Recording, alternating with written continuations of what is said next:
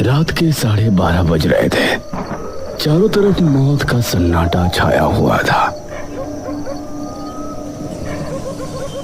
जंगल पूरी तरह से शांत और सुनसान दिख रहा था। ऐसे में काला लबादा पहने एक शख्स हाथ में लालटेन लिए आगे बढ़ रहा था। उसके कदम सामने बने एक कुएं की तरफ बढ़ रहे थे। वो कुएं के करीब जाकर रुका और फिर उसने कुएं के अंदर एक पर्ची डाली।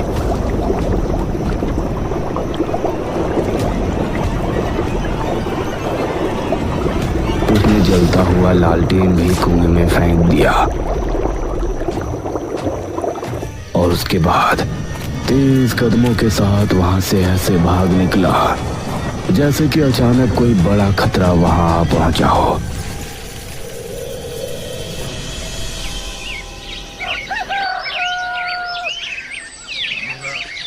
अगली शाम इसी गांव में रहने वाली एक औरत कल्याणी अपने आंगन में बैठी हुई थी।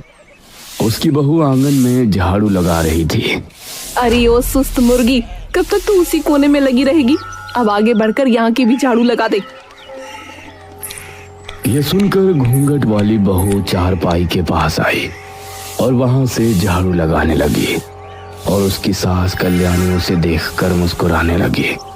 उसके बाद एक के बाद एक काम वो बहू को बताती जा रही थी और बहू भी बेचारी काम करती जा रही थी। कल्याणी इसी तरह से अपनी बहू पर अत्याचार करती थी और बहू बेचारी अपने घर को बसाने के लिए उसकी हर एक बात माना करती। रात के समय कल्याणी अपने कमरे में सो रही थी। तभी उसके चेहरे पर पानी की धारा छपाक से पड़ी। अरे कौन है? इतनी रात में इतना गंदा मजाक। कल्याणी ने उठकर देखा तो उसके आसपास कोई नहीं था। उसने देखा कि आंगन में घर के बाहर से पानी बहता आ रहा है। अरे पानी कहाँ से बहता हुआ आ रहा है? ऐसे तो पूरे बरामदे में कीचड़ हो जाएगी।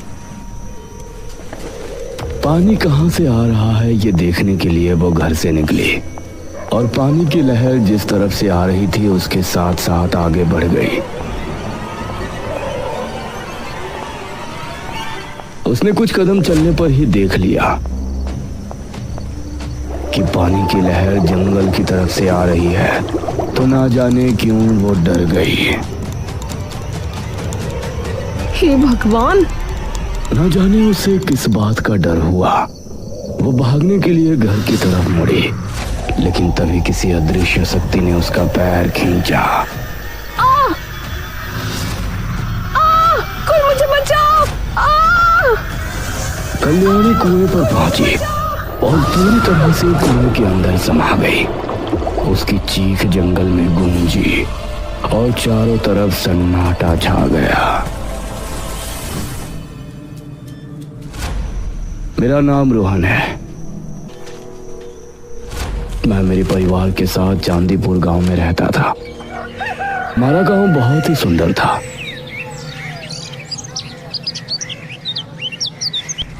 और हमें यहाँ रहते हुए किसी तरह की कोई परेशानी नहीं होती थी।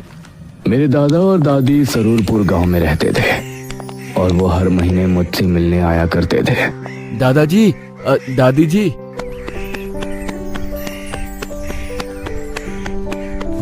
उनको देखते ही मैं उनसे जाकर लिपट गया।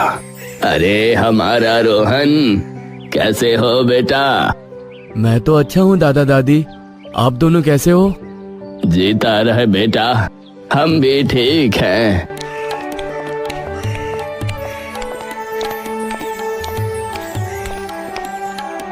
उन्होंने काफी देर तक मुझसे और मम्मी पापा से बात की और मैंने इस बार भी उनसे वही सवाल किया जो मैं हर बार उनसे किया करता था।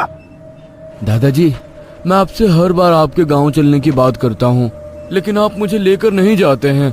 लेकिन आज आपका कोई बहाना नहीं चलेगा। ये सुनकर दादा और दादी दोनों के चेहरे पर गंभीरता के भाव नजर आए और दादा बोले, ठीक है रोहन बेटा, इस बार तो नहीं, लेकिन अगली बार जब हम तुमसे मिलने आएंगे तो तुमको अपने गांव लेकर चलेंगे। दादाजी, अब फिर से? अरे रोहन बेटा, परेशान मत हो। अगर दादाजी आपको लेने नहीं आए तो मैं और तुम्हारे पापा हम तुमको दादाजी के गांव लेकर चलेंगे।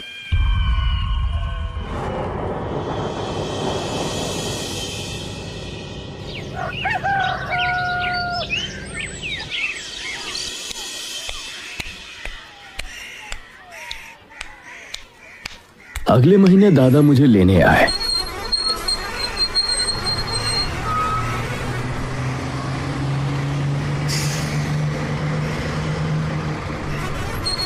और मैं उनके साथ उनके गांव सरूरपुर आ गया। उनका गांव भी बहुत सुंदर था। पूरे दिन उन्होंने मुझे घुमाया फिराया।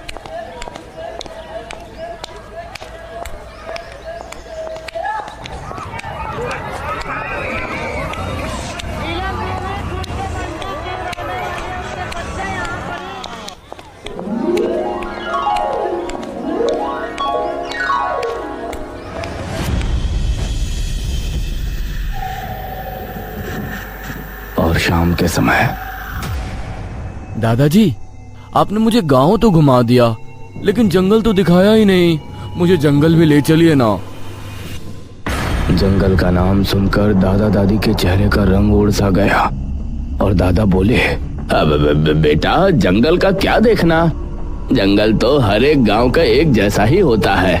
पेड़ पौधे, झाड़ियाँ, वो तो ठीक वैसा ही है जैसा तुम्हारे गांव का जंगल है। दादा मुझे जंगल ले जाने से मना क्यों कर रहे थे, ये बात मुझे समझ नहीं आ रही थी।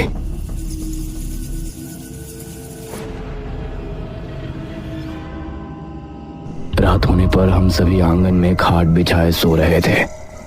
तकरीबन 12:30 बजे मुझे एक आवाज सुनाई दी। रोहन, रोहन। यह आवाज सुनकर मैं उठा और इधर उधर नजरें दौड़ाई तो मुझे आसपास कोई नजर नहीं आया। रोहन इधर आओ, मैं यहाँ हूँ। मैं खाट से उठा और दादा को जगाने ही वाला था कि तभी, रोहन, अगर तुमने किसी को भी जगाया तो मैं चली जाऊंगी। तुमको जंगल घूमना था ना, मैं तुमको जंगल घुमाऊंगी। यह सुनकर मेरे चेहरे पर खुशी छलक आई।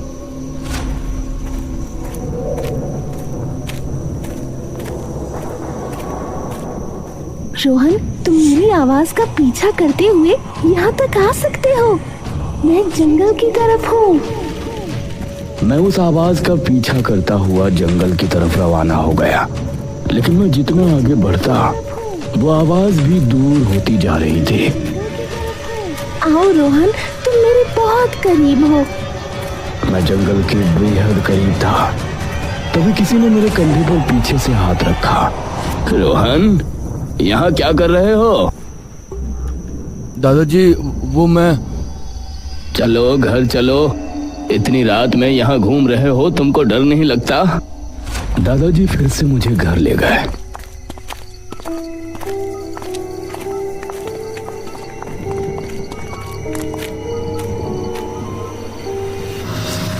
लेकिन मेरे मन में अभी भी वही बात चल रही थी कि जो आवाज मुझे सुनाई दे रही थी, आखिर वो किसकी थी?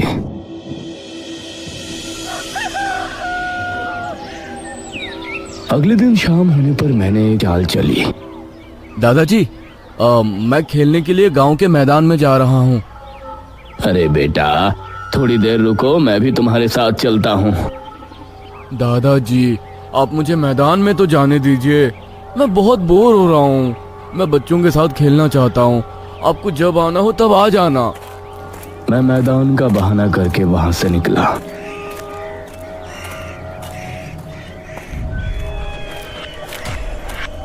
शाम ढलने लगी थी और अब मध्यम अंधेरा शुरू हो गया था। मेरे कदम अपने आप ही जंगल की तरफ बढ़ रहे थे। तभी मेरे सामने एक आदमी आकर रुका। अरे, तुम तो मोहन के पोते हो ना? जी काका, आप कौन? मैं तुम्हारे दादा का दोस्त हूँ। तुम यहाँ क्या कर रहे हो? काका जी, मुझे जंगल में घूमने का मन था। आप मुझे जंगल घुमा लाइए ना। जंगल में घूमना तुम्हारे लिए ठीक नहीं है। वहाँ एक कुआं है। कुआं है? लेकिन कुआं तो हमारे गांव में भी है। उससे खतरे की क्या बात है? हमारे गांव का कुआं कोई आम कुआं नहीं है। उसके पास तो मुझ जैसे बूढ़े और गांव के जवान भी जाने की हिम्मत नहीं करते। लेकिन ऐसा क्यों काका? वो सब तुम मत सोचो बेटा, बस इतना समझ लो और जंगल में जाने का विचार छोड़ दो। और ठीक है काका। चलो मैं तुमको घर छोड़ देता हूँ।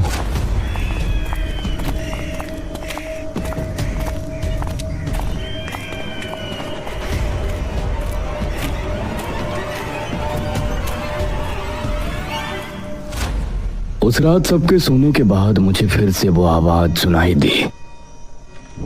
रोहन, रोहन, जल्दी उठो और मेरे साथ चलो।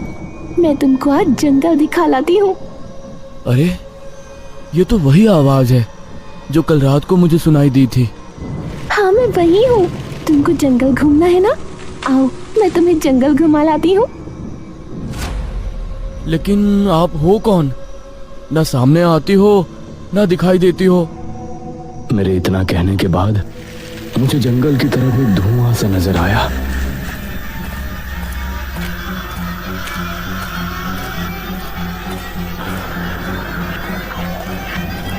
कुछ कदम बढ़ाने के बाद मुझे धुएं के अंदर एक धुंधला अक्स नजर आ रहा था, जिससे समझ आ रहा था कि वो कोई औरत है जिसने काली साड़ी पहनी हुई है। रोहन, तुमको पहले भी समझाया गया है ना कि जंगल की तरफ जाना ठीक नहीं है। एक बार फिर से दादाजी को सामने देखकर मैं डर गया। दादाजी, मैं तो बस कुछ नहीं, चलो अभी के अभी घर चलो। दादाजी फिर से मुझे घर ले आए।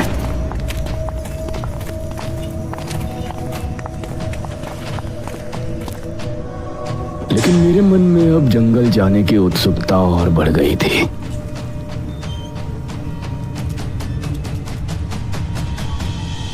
दादाजी के घर के पास ही एक वैद्य जी रहते थे। सुबह सुबह एक गुहार से हम सभी की आंखें खुल गई। वैद्य जी, मेरे पति को बचा लीजिए, वरना मैं भी मर जाऊंगी।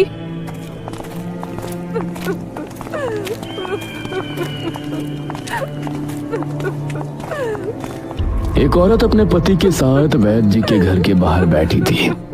उसका पति जमीन पर पड़ा था और उसकी हालत बहुत खराब थी। अरे क्या हुआ इसको? इनको खून की उल्टियां हो रही हैं वैद्य जी, कल से कई हो चुकी हैं। इसे जल्दी अंदर लेकर जाओ।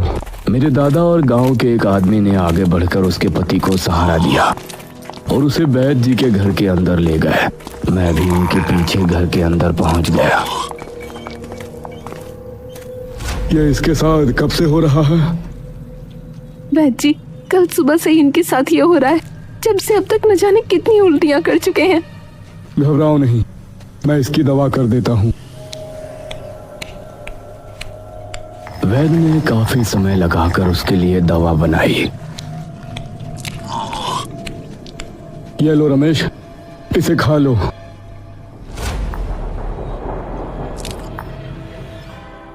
दवा खाने के बाद कुछ देर बाद ही रमेश अपने पैरों पर आ गया और उसकी चीख पुकारें खत्म हो गईं। शुक्रिया वैद्य जी। इसे मिर्ची वाला कोई भी खाना मत देना।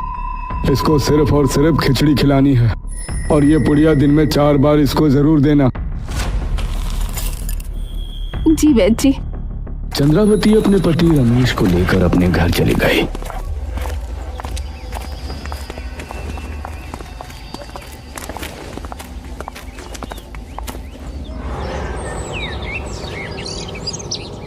दोपहर के तकरीबन 4 बजे के समय फिर से वो औरत अपने पति को लेकर वैद्य जी के पास आई। देखिए ना वैद्य जी, इनको फिर से उल्टियां आई हैं। ये कैसे हो सकता है? जो दवा मैंने बनाकर दी है वो तो सबसे ज्यादा कारगर है। ऐसा नहीं हो सकता। तुमने इसे दवाई दी थी कि नहीं? रमेश जमीन पर गिरकर तड़पने लगा और उसकी आंखें लाल लाल चमक उठी। अरे बाप रे, ये इसे क्या हो रहा है?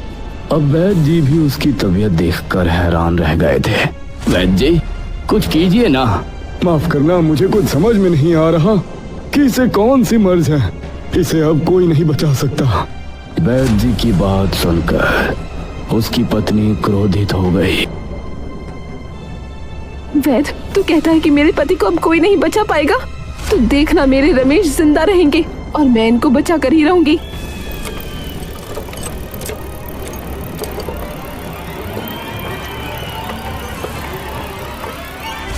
उस रात मैंने पक्का इरादा किया कि आज जंगल जाऊंगा और उस कुएं पर भी होकर आऊंगा। मैं मौका देखकर रात को 12 बजे के समय आखिरकार घर से निकल ही गया। लेकिन बड़े ताज्जुब की बात थी कि आज मुझे कोई आवाज सुनाई नहीं दे रही थी। मैं धीमे कदमों के साथ जंगल की तरफ बढ़ रहा था। दिल में डर के साथ साथ एक एक्साइटमेंट भी थी कि आज मैं उस कुएं को देखने वाला हूँ जिसके बारे में इतने दिनों से कुछ न कुछ अजीब सुनता हुआ आ रहा हूँ। मैं जंगल पहुंचने ही वाला था, तभी मैंने एक दृश्य देखा। काला लबादा पहने हुए, हाथ में लालटेन लिए कोई औरत जंगल की तरफ जा रही है। अरे, ये तो वही आवाज है जो कल रात को मुझे सुनाई दी थी। लेकिन आप हो कौन? ना सामने आती हो ना दिखाई देती हो। आप सामने तो आइए। दादाजी, मैं तो बस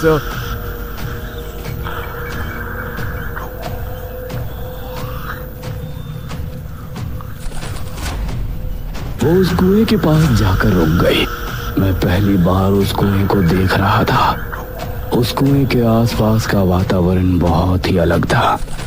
यहाँ गर्मी के मौसम में भी बहुत ठंड थी। सही में हमारे गांव के कुएं के पास जिस तरह की शांति और सुकून महसूस होता था, इस कुएं के पास अजीब सा सन्नाटा महसूस हो रहा था। उस औरत ने कुएं की पटरी पर लालटेन रखा और उसके बाद अपने दूसरे हाथ में पकड़ा एक चश्मा जो कि नजर का चश्मा लग रहा था। उस चश्मे को उसने कुएं में फेंक दिया। बाद उसने लालटेन भी कुएं में फेंक दिया और फिर तेज रफ्तार के साथ वहां से भाग निकली। उसको भागता हुआ देखकर अब मुझे भी कुछ समझ में नहीं आया। मेरे भी दिल में अजीब सा डर बैठ गया था और अब मैं भी घर की तरफ भाग रहा था। कुछ ही देर में मैं घर पहुंचा। मेरी सांसें बुरी तरह से फूली हुई थी। कुछ भी समझ में नहीं आ रहा था। तभी दादाजी खांसने लगे।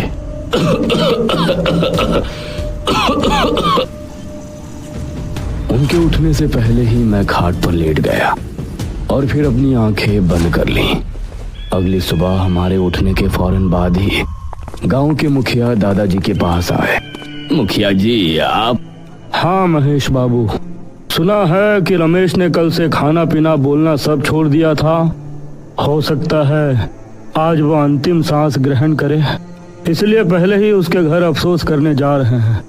आप भी साथ चलिए। हाँ हाँ मुखिया जी, मैं भी आ रहा हूँ। अब दादाजी और गांव के कुछ लोग मुखिया जी के साथ चल दिए और मैं भी उनके पीछे हो लिया।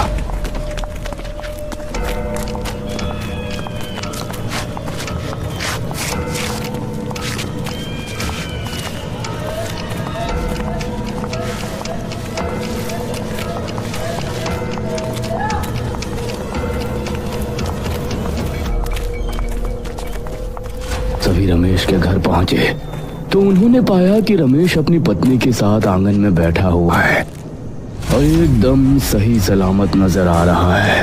अरे रमेश, तुम? जी मुखिया जी, आइए बैठिए। तुम ठीक कैसे हुए?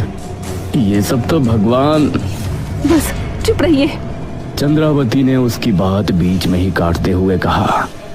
मैंने कहा था ना कि मेरे रमेश को कुछ नहीं होगा। नतीजा आप देख सकते हैं। यह सुनकर वैद्य जी हैरान रह गए। नहीं, यह नहीं हो सकता। लगातार इतनी खून की उल्टियां करने के बाद कोई भी इंसान कभी नहीं बच सकता। यह असंभव है। तो क्या कहना चाहते हैं आप? यहाँ मेरे पति की आत्मा बैठी है। सरपंच जी, गांव के एक आदमी ने उंगली से रमेश के घर की चौखट की तरफ इशारा किया तो सबने देखा कि उसकी चौखट पर एक मटकी लटकी हुई है। ये क्या?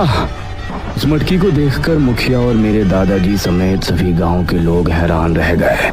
ये तुमने बिल्कुल भी ठीक नहीं किया चंद्रावती, बिल्कुल भी ठीक नहीं किया। मेरे पति के बचने पर मुझे धन्यवाद देने की जगह आप लोग ये कह रहे हैं कि मैंने ठीक नहीं किया। चंद्रावती की बात से मैं भी सहमत था।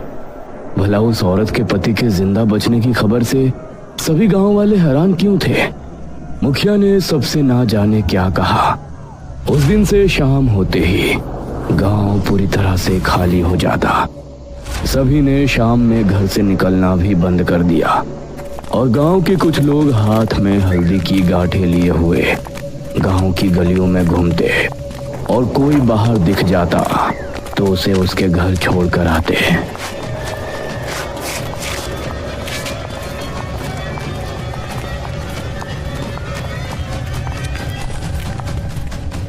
दादाजी, चंद्रावती के पति के ठीक हो जाते ही गांव का माहौल अजीब क्यों हो गया? क्यों लोग इस तरह से डरकर घरों में रहने लगे हैं? मुझे कुछ समझ में नहीं आ रहा। बेटा रोहन, तुम मुझसे वादा करो कि तुम इस बारे में कोई सवाल नहीं करोगे। तुम कभी भी जंगल में जाने की सोचोगे भी नहीं। जी दादाजी। मैंने दादाजी की हाँ में हाँ मिला दी, लेकिन अब मेरे मन में कई सवाल उठ रहे थे। कुएं के साथ साथ अब मुझे ये भी जानना था कि वो औरत कौन थी और इस तरह गांव के लोग चंद्रावती को किस बात का दोषी मान रहे थे। रोहन, रोहन, मेरे पास आओ, मैं आज तुमको जंगल घुमा लाती हूँ। रोहन, रोहन, मेरे पास आओ, मैं आज तुमको जंगल घुमा लाती हूँ।